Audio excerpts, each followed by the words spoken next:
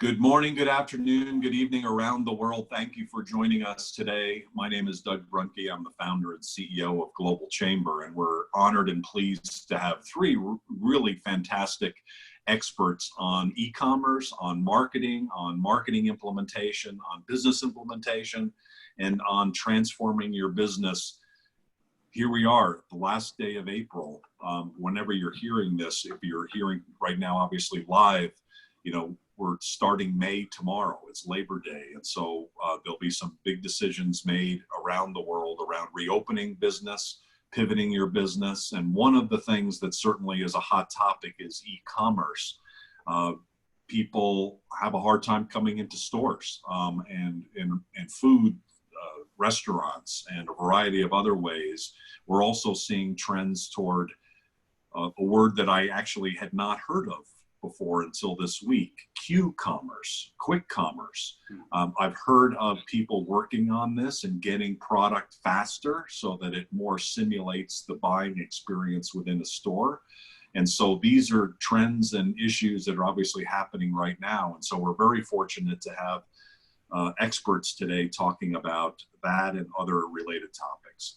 So let's start with e-commerce. Vinay Kulkarni is the founder and CEO at Alchmi. Vinay and I have actually known each other for quite a while. We've followed somewhat of a similar path where we've both been working in Arizona and California, and he made a strategic decision to relocate his business to India for family reasons, and he's still handling clients in the US, in North America, in India, and around the world. And so Vinay, congratulations on that transition. Thanks for your expertise, and we look forward to hearing more about e-commerce for businesses, for members, and for other businesses around the world. Great. Can I just share my screen and go with the slides? Absolutely. Please go ahead. Thank you so much for the introduction. So last week, I'm not sure if it was last week or the week before. It was actually 2 weeks ago, yeah. 2 weeks ago. 2 weeks ago. Time flies. Yeah, 2 weeks ago on the same topic, I talked about branding and differentiating yourself. And now we get down to the nuts and bolts of actually going online and, and a little peek into the kind of technologies you can think of. So let me get started.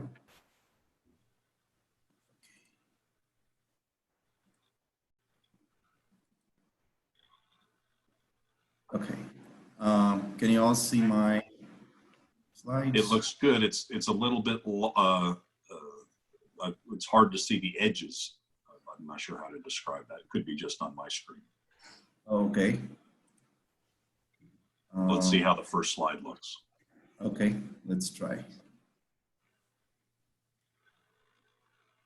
Okay, so this is just a quick intro to my company, Alchmi. So we can help you right from strategy all the way to implementation, getting your business online, and everything that needs to happen in between. So I thought today I'll just stick to maybe 1 or 2 slides. Not seeing the rest of you. Okay, there you are. I need to hide this panel. Okay, there you go. So I've tried to explain, the main focus of my talk today. It's using this infographic.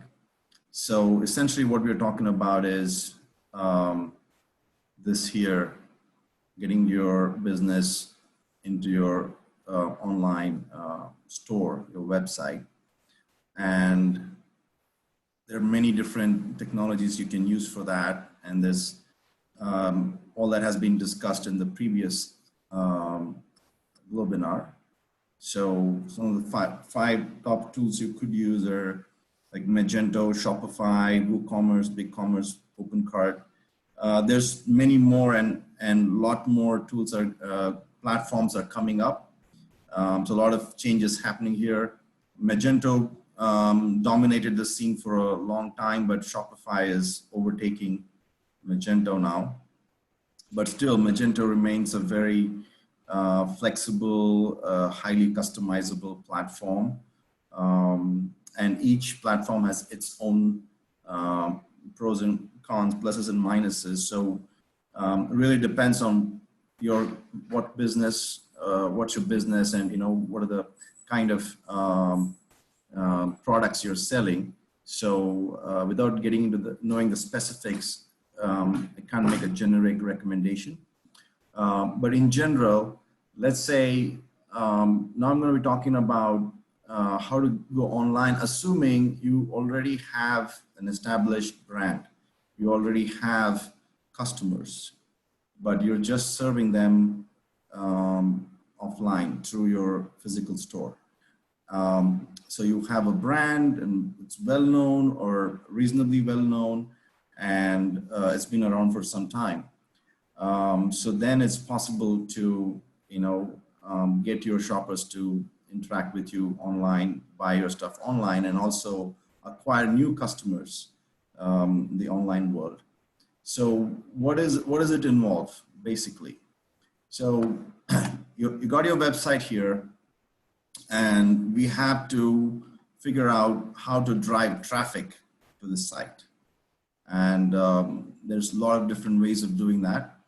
And once that traffic comes to your site, we have to convert this into dollars, into sales, and a lot of different technologies to think about for doing that. So this is a very basic, I'm addressing this to someone who's not done this. So those who know this is very basic.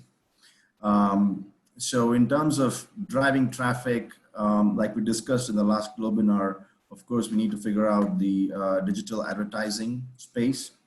And some of those things do consume a lot of dollars, resources. So somebody who's just starting off, there are other low-cost ways of driving traffic as well. So in that scenario, content is king. So there's assuming that your product or service is addressing a specific market, you may have a lot of things to tell your customers, a lot of education that needs to happen, right, about your products. So there are a lot of different platforms through which you can talk about your product through blogs and so on. But there's also one of the big things today is influencer marketing and affiliate marketing. So that's another thing where these influencers on social media have huge followers of their own, and you can actually tie up with them to get more coverage, more awareness for your product in the online space. There are also comparison sites, depends on what kind of product you have. So some of the ones that we are working with, which are in the field of health and wellness, vitamins, supplements, skincare, and so on. There's a lot of active customer base that does a lot of research. They go to a lot of comparison sites where different products and brands are compared. And it's also a field where a lot of new brands are coming up all the time. And the user base is really curious about what else is out there. So it is very conducive for putting a lot of content out there and differentiating yourself. So differentiating yourself is really key. And also you have to figure out how you're going to maintain communication with your existing customers that are not online, that have been buying from you offline, and how you teach them new behaviors where you bring them online and teach them to shop from your website. Also, PR is important. So getting coverage from magazines, and also there are a lot of bloggers who specialize in different areas. For example, veganism is a big field, right? So a lot of people are looking for vegan only products. In fact, there's a new marketplace called Billion Vegans. So they call themselves the Amazon of vegan products. So all things vegan. So you could even, of course, you're going to have your own website, but you can also think of launching yourself on these marketplaces, including Amazon. Of course, there's pros and cons as discussed last time. There's an expense involved. There's a commission that you have to pay to these marketplaces, but still, if you want an entry into a certain segment, these things are very good. So once you get this traffic, let's assume that you figure out how to get this traffic to your site. There's a lot of different technologies you need to have on your site. It may be any platform that you have, but your website needs to have certain things that it needs to be able to do, right? So let me move this here. So these are not in any particular order, but I'll just go through them. So your website, of course, needs to have any of these platforms are going to give you the shopping cart. They're going to give you the catalog. They're going to give you the way to display your products to the customers that come to your site. But in addition to that, you need to have certain conversion tracking tools also implemented, and Google is real godsend. It gives you a lot of tools like Google Analytics that really helps you track where the traffic is coming from, how people are behaving on your site, what are your best pages, what is the flow of traffic throughout the site, where maximum sales are happening, where people are dropping off or exiting your website. So it gives you a lot of really deep granular analysis of what's happening, what are the different traffic sources, and if you've been spending money on various ad platforms and blogs and so on, you get an idea of which one is really working.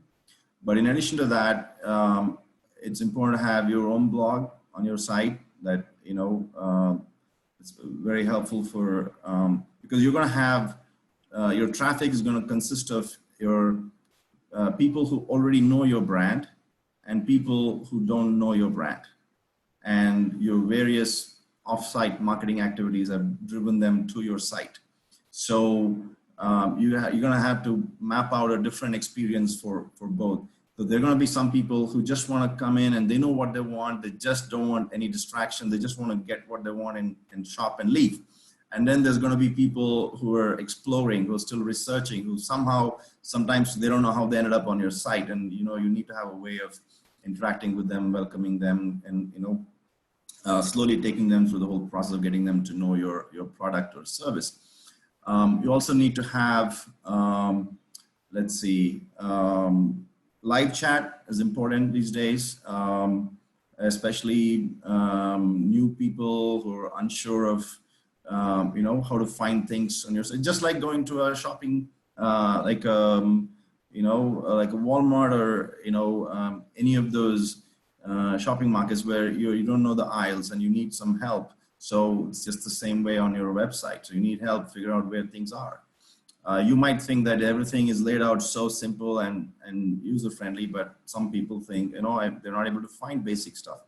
So live chat is very helpful. And these days in live chat, it also serves as a tool for you to know how many people are on your site, where they came from, and also what machine they're on, which part of US or whatever location, what is their location. Actually, you can see a map, and you'll know what computer they're on, what browser they're on, and you also know what's in their shopping cart, what they're looking at, what pages they've been, reviewing. So you get a lot of information, and you can, really help them out. And live chat has tools to track sales. So there are other tools where you can actually insert the product right in the chat window, and they can shop directly from there. So a lot of cool technology with live chat. And also you can have bots, AI-based bots that are, you can program them. So as people ask questions, you can program them with a bunch of FAQs, and as people ask questions and you answer them, this bot is continuously learning. And so even if there's nobody available to answer the live chat, the bot is doing it for you, robot, right? So that's really cool. Also depends on your product, but if it's a product that requires a lot of education and, for example, there are certain products that, it depends on your body type or skin type or, so it's not a straightforward selection. People may need help.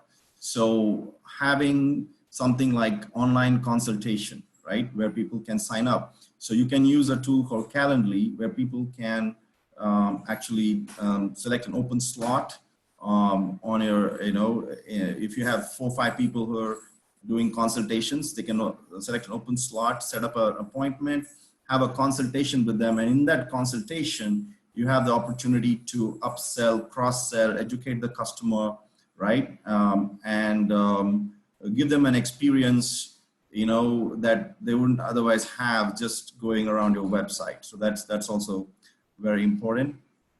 Also, there are tools that that kind of sense who's on your site and know their identity, and also they're observing the behavior of these people on the site. If there's been a few minutes of inactivity, then certain pop-ups, you can schedule certain pop-ups to come up and, can I help you? And depending on which page they are and what is their, they can even sense their intent, or if they're they're planning to exit.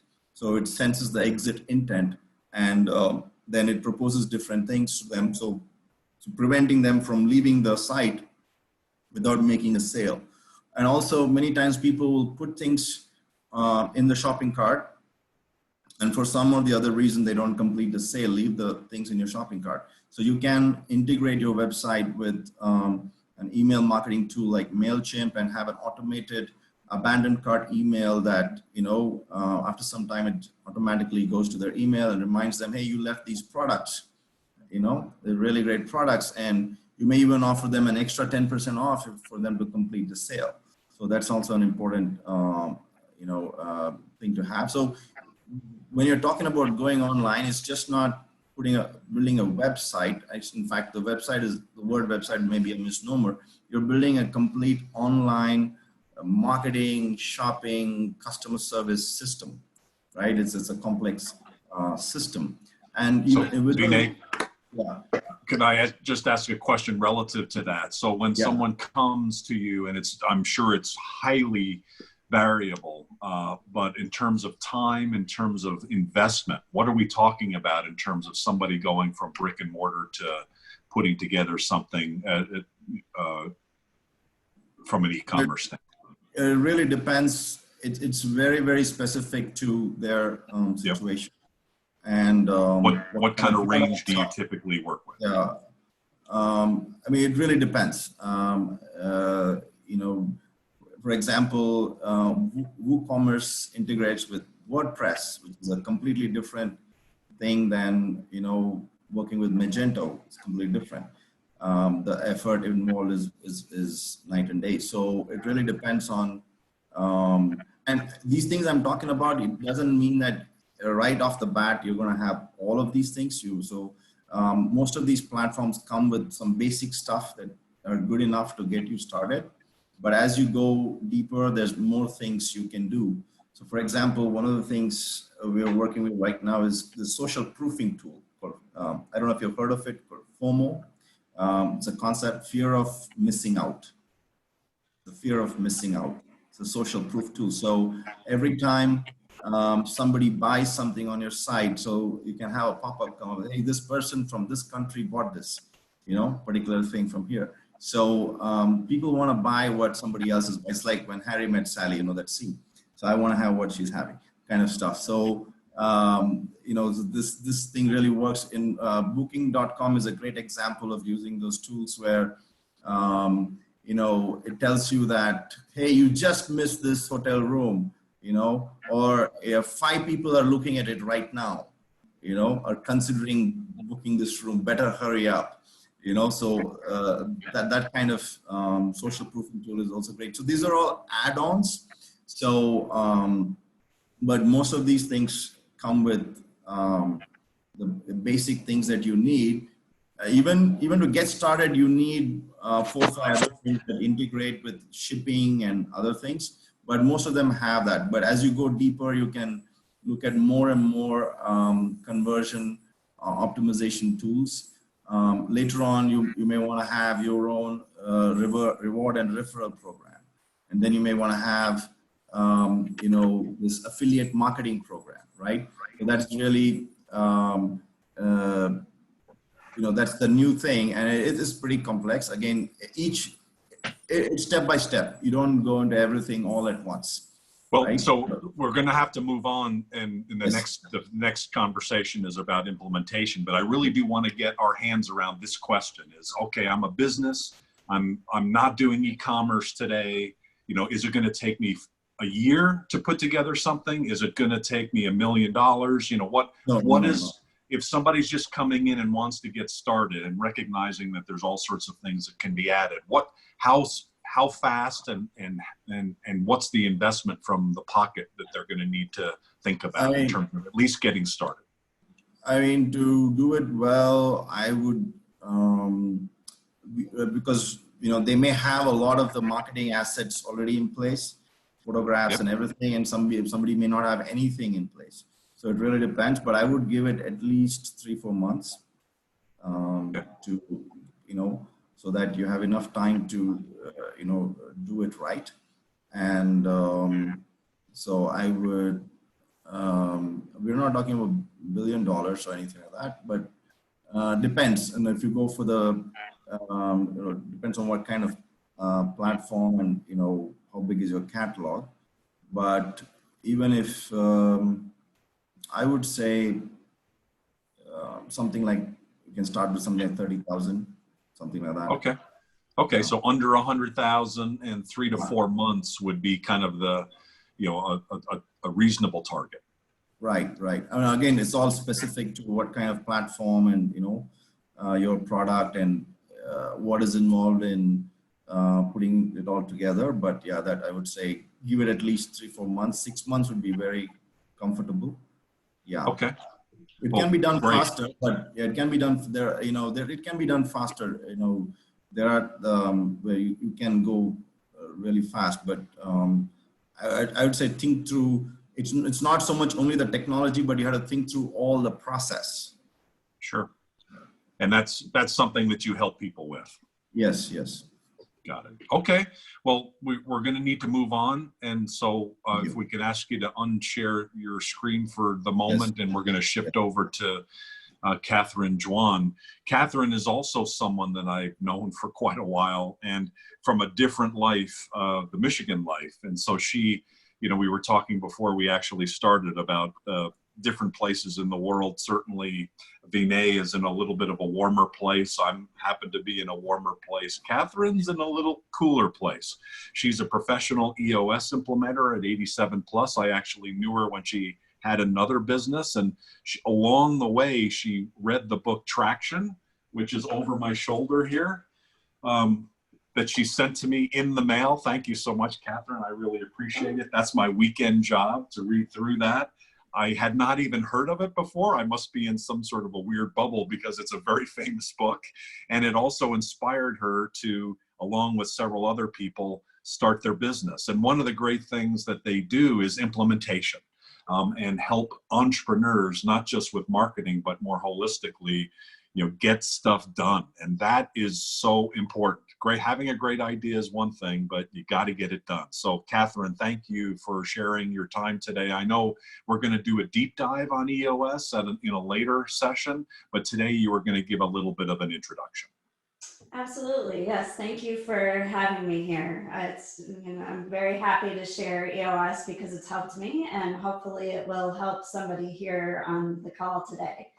So we'll just do a quick, 7 or so minute intro. And like you said, we'll follow up with more later. So what is EOS? EOS stands for the Entrepreneurial Operating System. It's a complete set of simple, practical tools designed to help entrepreneurs get what they want out of their business.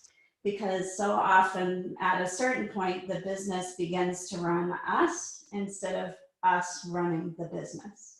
So EOS is just a set of tools to help you get the control back and, as we say, get a grip on your business. The system was developed by Gino Wickman, a Detroit entrepreneur, and he discovered as he worked with a bunch of entrepreneurial leaders and business leaders that all of the issues they were facing really boiled down to a handful of things. And I'll talk a little bit more about those handful of things. But as you pointed out, Doug, he documented what he found in the book called Traction, which you showed us earlier. And if anybody wants a copy of the book Traction that's on this webinar today, I'm happy to send you a copy. Just let me know. And the book, it's sold more than 500,000 copies now, and thousands of companies around the world are using the entrepreneurial operating system, so proven system used around the world. It was built specifically for companies between 10 to 250 people. I can talk to you more about that in Q&A if you're curious. Some of our clients, and some are smaller and some are larger, but that's our sweet spot. And as you mentioned, Doug, what I do is I'm a professional EOS implementer. So that means I help companies install these tools, learn these disciplines in their business to help them get three things we call vision, traction, healthy. So vision is getting everybody 100% on the same page about where you're going and what the plan is to get there. Traction is simply helping the team become more disciplined and accountable, so no matter where you look in the company, you see your vision being executed on. And healthy is that process of getting a team of strong leaders to work together as a healthy, cohesive team. You might have seen teams that struggle with that a little bit. So we help those strong leaders all get on the same page working together. And from there, so goes your leadership, as goes your leadership team, so goes the rest of the company. You get to the point where you're looking around and you see that everybody is crystal clear on your vision. Everybody is much more disciplined and accountable. They're executing well, you're gaining consistent traction, and you're advancing as a healthy, functional, cohesive team. So as I mentioned earlier, Gino found that these issues that he saw really fell into 6 key areas, and we call those areas the 6 key components. And what we do in EOS is help you strengthen each of these 6 key components. We want to help you get 100% strong, or 100% strong is utopia really. So in our group at 87 plus, we're looking at getting you 87% strong. Or better, because by the time you get there, you've got a company that's strong, it's functional, it's fun to run, it's profitable. It's a really good place to be as a business owner. So EOS is based on those 6 key components, and they are vision. Vision, again, all about getting everybody 100% on the same page about where you're going and how you're going to get there. People, getting all of the right people in the right seats. So if you're a fan of Jim Collins, you'll recognize a lot of his work in EOS. That's one of the things that Gino did. One of his frustrations was that there's all of these great individual pieces out there, but not one holistic system that really helped you get the business strong. So he didn't go reinvent the wheel, but he pulled together all of these tools into one space. So that's really part of what makes Traction special. So vision, people, data. Data is about getting a pulse on your business and getting away from, I feel like sales are moving in the right direction. I think we've got enough money in the bank account. We want you to have systems that are bringing you a regular pulse on your data so that you're making decisions based in good, solid information. Then the 4th key component is issues. So getting really good at solving issues once and for all for the greater good of the company, and making sure that that strength is top to bottom in the company so that all of those issues aren't winding up on one person's desk and where they turn into a bottleneck. We really want the whole organization to be strong. Process is the 5th component. We want you to have strong processes and systems so that the business is scalable And again, that just makes it more profitable and more fun when everybody's following the same process and things are, you can be confident, you can take your hands off the wheel and things are getting done the way you want them to get done. And lastly, traction, instilling focus, discipline, and accountability so that you can execute on that vision. And looking forward to doing that webinar, or Globinar, I should say, in June, to get into things in more depth. If anybody has questions between now and then, always happy to do an intro to EOS for any company. And there's also something called Lead Now, which we started in response to the coronavirus. So EOS Worldwide has put together a program. You can find it at eosworldwide.com/leadnow. And they have 60-minute, what we call IDS sessions, where we identify, discuss, and solve the issues that you're facing as a business owner. So those are global. People can hop on anywhere in the world. There are also some local versions. There's one specifically for Arizona. There's one here in Michigan as well, but anybody can hop on one of those if they have questions. Great. So considering COVID-19, it's kind of a no-brainer. If you're not doing e-commerce, you should talk to Vinay right away to talk about, you know, what the options are relative to EOS.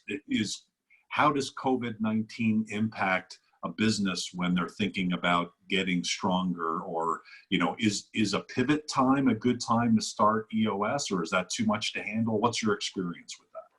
Yeah, it's, you know, it does depend on the business, right? So for some people, we're getting to that point now where it's a little bit easier to think about something new.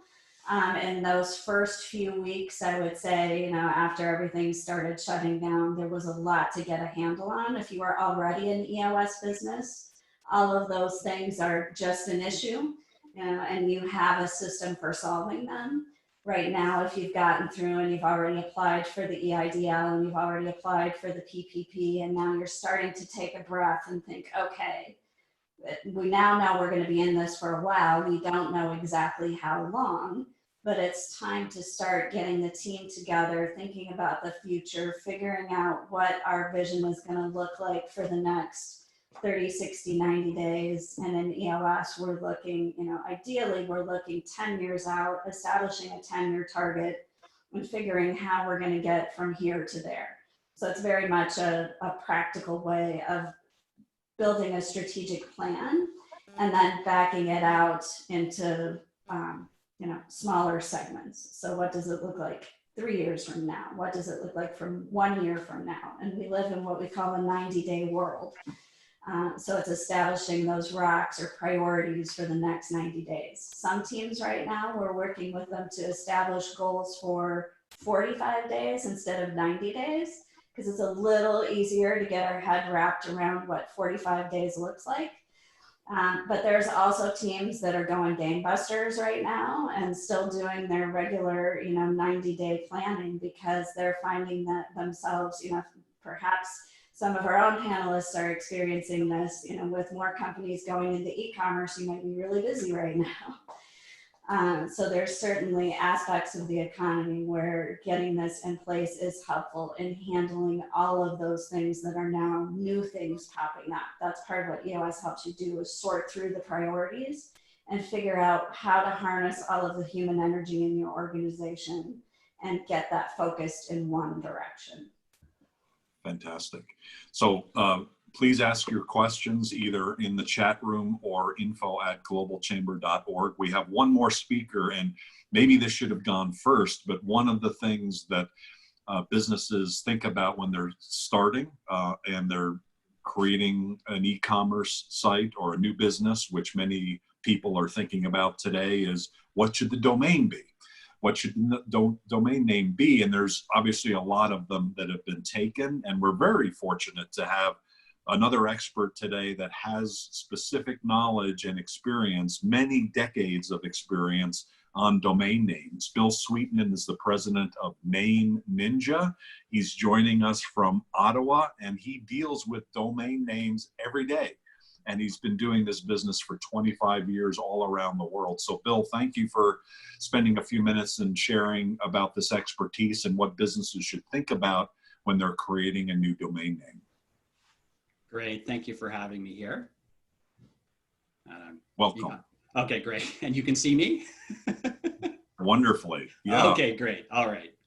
So it's great to be here. I'm Bill Sweetman. I'm the president of Name Ninja, and my company helps other companies acquire their dream domain names.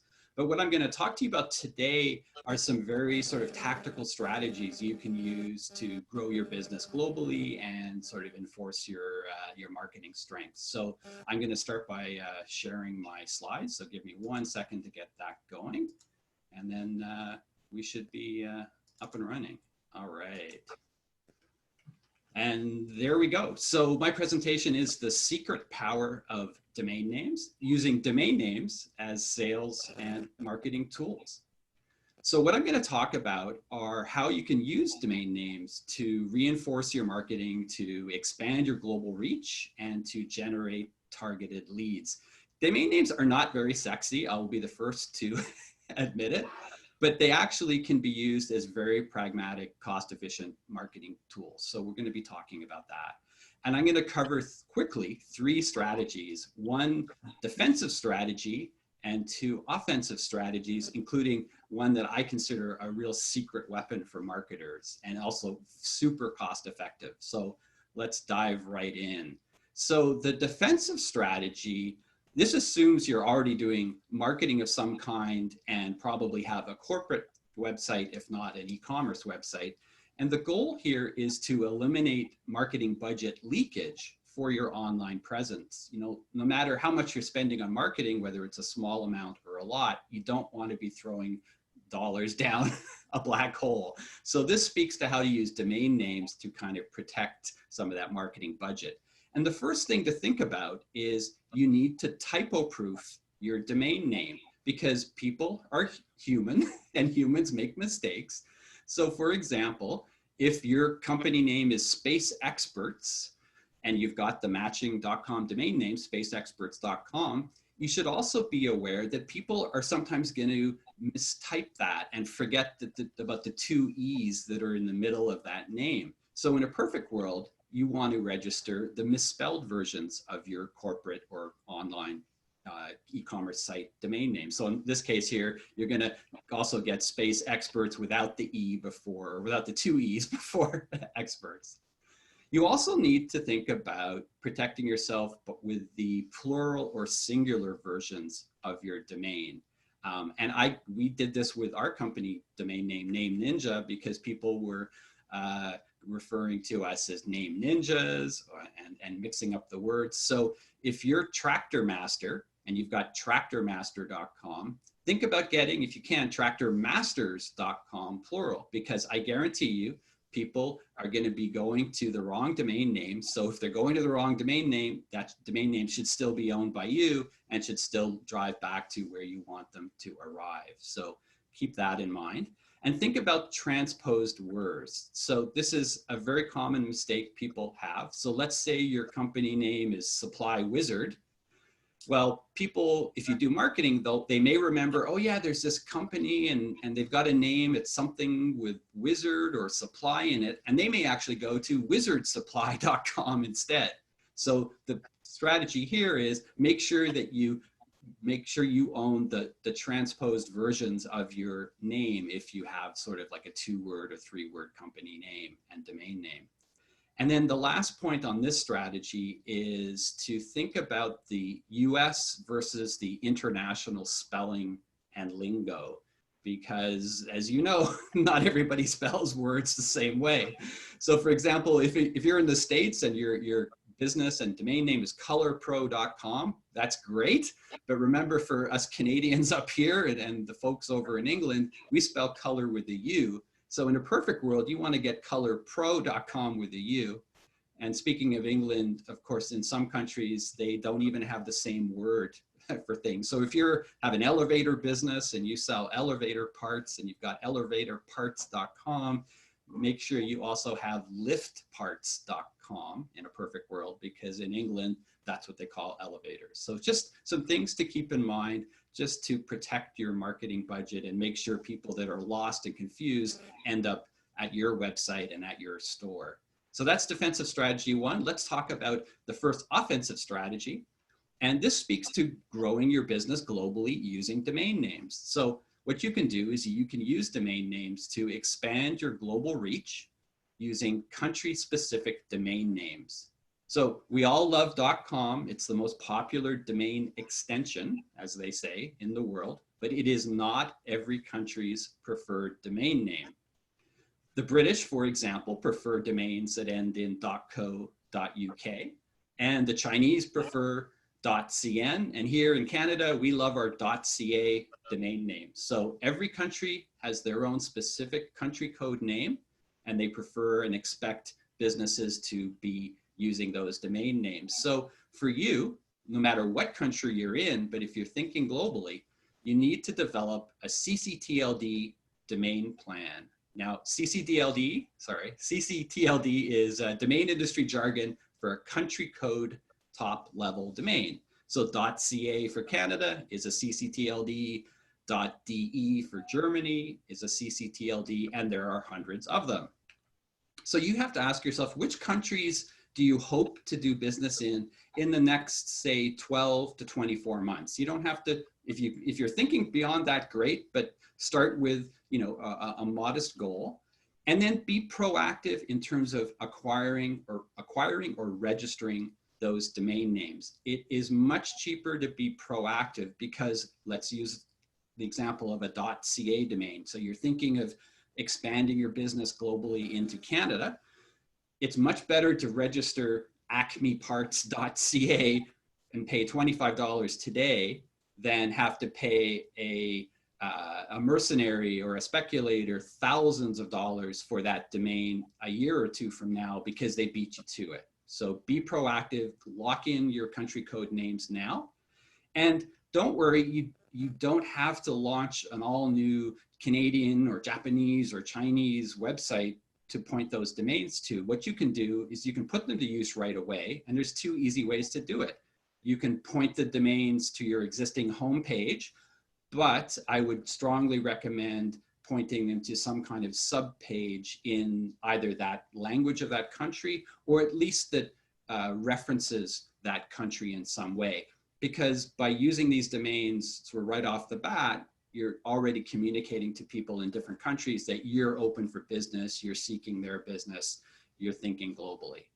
And then my favorite strategy that I'm going to share with you, I call this the offensive strategy 2 of 2 and a secret weapon. This is how to generate very targeted leads super cheaply using keyword domain names. So we're not talking about the domain you're going to use for your corporate website or your e-commerce store. We're talking about alternative domain names to drive targeted traffic to you.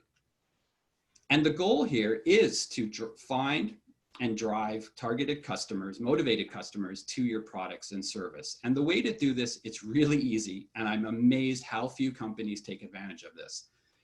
All you have to do is do an audit of the products and services that you offer to customers. Just make the list. You have the list. What do you sell? So for example, if you're in the business of making or selling vacuum cleaner parts, that's a product that people want. Register or purchase the matching .com domain name. So in this case, try to get your hands on vacuumcleanerparts.com. Seems obvious, people don't think about this. Then point that domain name, and you can have 10 of these, you can have 100, you can have 1,000, one for each product or service. Point that domain to your specific product or service webpage on your website. I guarantee you, anybody that types in vacuumcleanerparts.com into their web browser, they're obviously interested in that specific product. That's a motivated potential buyer.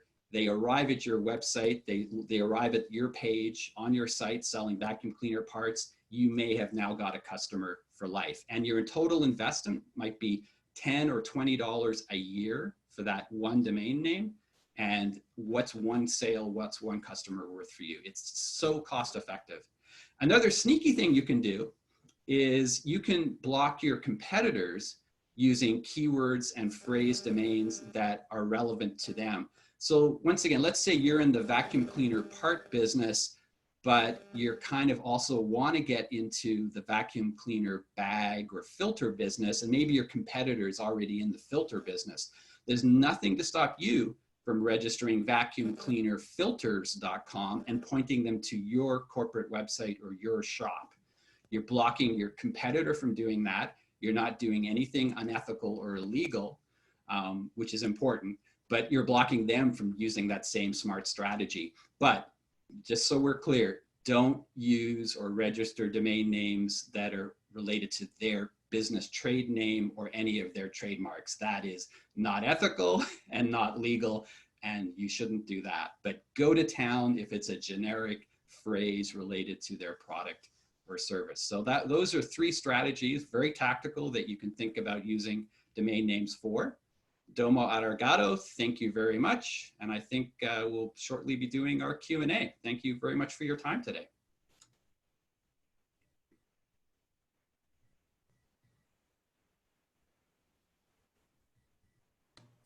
Doug, you're muted, Doug. Arigato gozaimashita. Thanks. Sumimasen. I was unmuted, or I was muted. So just as well, my Japanese is limited. Oh, hey, I think you brought a fresh perspective on the global view of domains. Some basic things, but things probably many of us forget. And I'm putting myself in that place because I wrote down about 20 domains. That is like, why didn't I think of that before?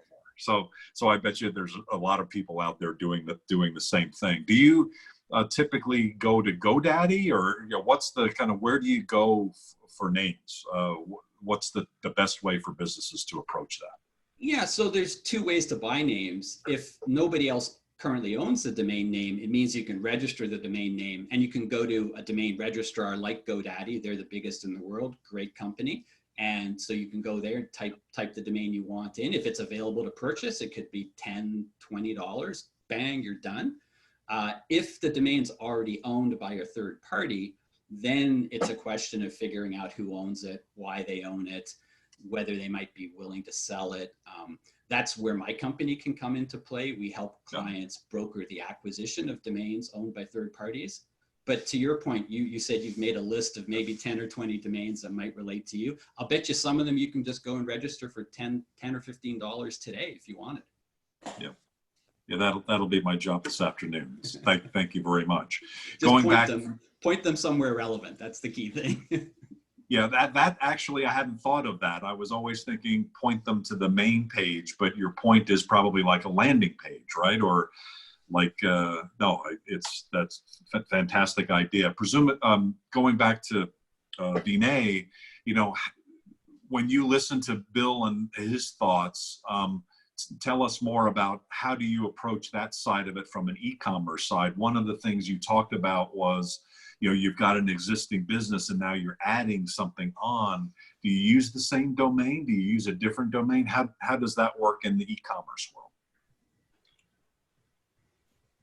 Oh, Vinay, are you there? Are you muted? Sorry, I was muted. There are some examples where I can't mention the actual names because of being an NDA, but there are some examples where this client was in a particular industry, particular business, but when you looked at the domain name and the brand name, if somebody just saw that somewhere, they couldn't tell what it was. In fact, in a trade show, someone asked if this is a country, the name of a country, right? So because they didn't have a descriptive attached to it, right? Like let's say ABC, if it's a supplement, so it's ABC supplements or ABC vitamins. So it didn't have that. So they were using the old name as abc.com. So then we, okay, abcvitamins.com. So people know what it is, right? It's that kind of thing. So it has to be very clear what it is, right? Even in the logo. So we had to alter the logo as well. The logo just said ABC. Like, okay, ABC could be anything. So, you know, so we had to bring those elements into it. And also the tagline. So we brought the tagline into it so that it clarifies what it is. So that the basic idea is that when someone comes into your store, right, there's a little bit more time. They take the time, go around, and they have time to talk to one of your salespeople. There's a little bit more time. When they come to your website, there's no time. It's just like within 30 seconds, I need to know what you're all about, right? So all that should be right. Starts with the name, starts with the domain name, everything. Sure. There's also ways to find out what people are searching, right? You know, we have in our heads our own product and we're kind of uni-focused sometimes on that, but really we can take a step back and see, you know, kind of in our area, what are people searching for and what are maybe some ideas for domain names that we should be selecting. Is that part of your service, and what do you recommend relative to that? Yeah, I mean, that could be, sorry, is that for Yeah, who are you asking? Let's start with Vinay and then Bill, take it second. Right. So, I mean, there's two ways. Yeah, what people are searching for, but also, like I said in my last webinar, that, you know, who you're targeting, who do you want to serve, who's your ideal customer. For example, if you're targeting the vegan market, right? So you want to make sure that they understand that, okay, you're vegan and, you know, your products are vegan, and it should flow through all of your material, everything, including the name, right? So it's also having clarity of who are you targeting, right? So assuming that you've made the choice of whatever product you have and whatever's, you know, you're solving it for a sizable market, assuming that's what, you know, you can't solve all of that at the keyword search level. That is for the ads, but, you know, we're assuming that, you know, there's a reason why you've chosen the market and it's big enough, and like, you know, that should be part of your domain. Okay, got it. So, Bill, let's take that vegan example, and please feel free to answer it more generally as well. But no, I'm happy. I'm a vegan, so I've been all of this. So you can go out and see what people are searching, but now you want to target your customers, right? Your potential customers. Are there ways that you can actually see what vegans are Googling? There are a number of search tools that look at search patterns on the internet. But one of the easiest things to do, it's very low tech, Vinay will find this very funny, but is if you go to Google and just type in, for example, vegan, the Google drop-down search is going to start to suggest what other people are looking for. And it's typically updated, I think, you know, once every 24 hours. You can also go to trends.google.com and type in different phrases, and you'll see how relatively popular and important they are. The key thing here is to think like a customer. People tend to get very self-absorbed and think, oh, we've got this cool business name, and of course everybody knows what we do, and of course customers will find us. But actually, you know, you might have a cool name, but unless you have millions of dollars to market, you can also get traffic by having those keyword specific domain names, or at least just an obvious domain name that fires those customers into you. My favorite example is a small family run chocolate or candy company in I think New York State. And the son of, I think, the founder, they bet big and they paid a lot of money. It was 6 figures, I believe, to get candy.com. That's an amazing name. Anybody that owns candy.com is sort of, in a sense, marketing themselves as they're the global leader in the candy business. And a name like that gets probably thousands of type-in visitors every day. So they invest a lot of money. They got that domain name, they branded around that. And I've heard from the owners that it was the smartest marketing decision they ever made. I mean, if you can add, you think of hotels.com, cars.com, booking.com, right? They probably were very expensive domain names. The most simple, I've done this. Sometimes I have a little time, so I go in GoDaddy and look at different domains for the most common things. And yeah, The simplest ones are the most expensive. Is that right? Yeah, the shorter one word or even 2 or 3 letter domains tend to be the most valuable. So. Okay, so the investment may be worth it. Some people are like, oh my God, that's so much money, but the traffic that you're going to get very often, as in the case of candy.com, must have been very expensive, but it pays off with a high ROI. Yes, and you can measure that. You can measure the traffic, and there's also the perceived perception, because consumers, if they're just Googling around or they see a billboard, like we're talking traditional old school media, but they see a billboard or a print ad and it says candy.com or hotels.com, they're just, we're wired for, as you know, from children onwards using the internet, that .com is king, and you know, whoever owns hotels.com or candy.com is probably the global leader. Even if it's just a small family run business, the perception of .com is very, very powerful right now. So we've only got a couple minutes left, and so I'm going to come to each of you for like a final 30 seconds, except I want to go to Catherine first for a little bit longer, because or at least for a couple minutes. Catherine, these are issues, right? These are specific issues, whether it's choosing a domain name or whether we go e-commerce.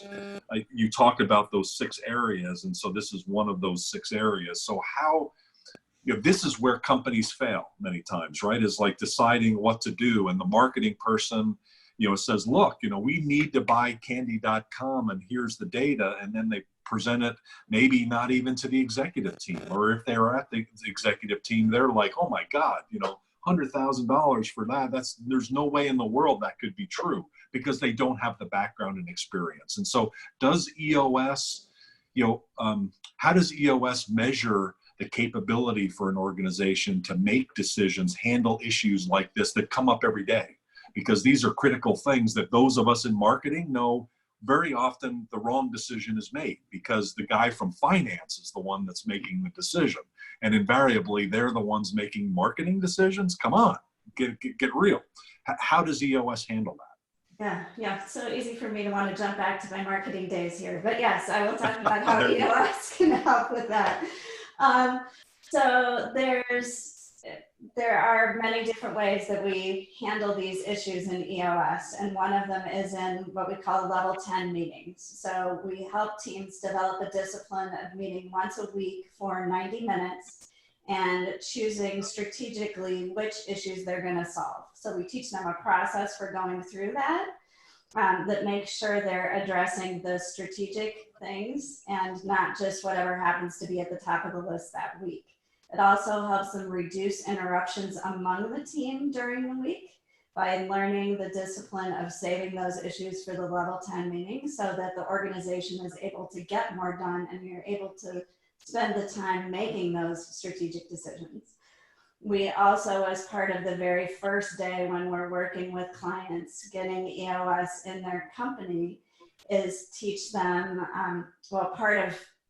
sorry, I'm trying to cram too much into 3 minutes here, but one of the things is building what we call the vision traction organizer, or a simplified strategic plan. And in that, we capture a picture of the marketing, and everybody on the leadership team is deciding that marketing strategy together. So that in that, you've got the finance person, you've got all of the leaders of the team bought into where you're going in the long term and what your strategy is to get there. So it makes it a lot easier to have these conversations, even if it's, you know, hey, we need to spend 6 figures on a domain name. You've got a framework to have that conversation within, so it's not something coming from completely out of left field. Got it. You know, other than the Global Chamber directory or coming right into info@globalchamber.org, how do people get a hold of you? So they can find me at 87plus.com. That's 87 and the numbers plus spelled out.com. We probably need to get a few more variations of our domain name for the conversation that we had earlier. Or if anybody's interested in the book, they can shoot me an email at Catherine@87plus.com. I'm happy to do that, Catherine with a C. Appreciate that. Bill, thank you for your enlightening information. Any closing comments? 30 seconds. Just as I said at the outset, domains are not sexy, but they can actually be very effective marketing vehicles. So don't underestimate the power of domain names. Fantastic, really great information. And finally, Vinay, other than the Global Chamber Directory and info@globalchamber.org, how can people get a hold of you, and any comments to wrap up for 30 seconds? Yeah, our website is alchmi.com, A-L-C-H-M-I, not A-L-C-H-E-M-Y. So, last comment is taking a business online is a process. Think of it in that term, not just the website. Very good. Thank you for your time today. We're going to wrap up. We've got a busy May scheduled. We talked a little bit about coming back to EOS with a deeper dive. Undoubtedly, we'll be back with marketing issues, including e-commerce in May and June. We've got a really busy virtual schedule. And if you can, join us on a weekly basis. We get together just as the Global Tribe. Keep moving forward, leaning forward, and being adaptive to the current environment. It's looking pretty good for May holistically around the world when you look at it holistically, but obviously there's some segments that are really challenging, and some of you, especially in hospitality, there's some really difficult decisions that need to be made. And so reach out to us. We've got experts that can help, and we look forward to working with you going forward. Thanks, and have a great rest of your day. Thank you to all of our speakers. You were great. Really appreciate it. Thanks, Vinay. Thanks, Bill. Thanks, Catherine. You're welcome. Welcome. Have a great day.